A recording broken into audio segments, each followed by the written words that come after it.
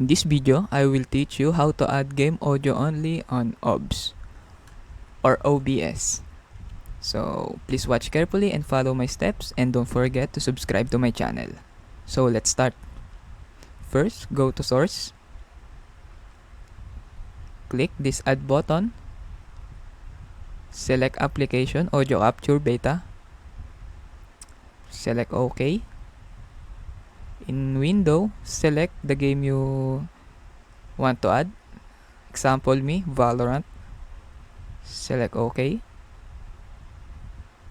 After you add the Valorant,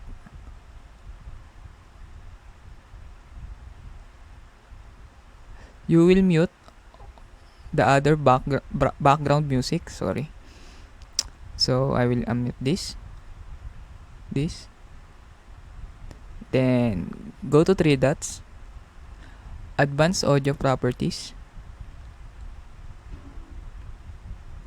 Then uncheck all of this. Oh, sorry.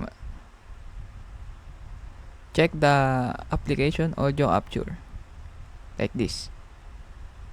Then close. Go to settings.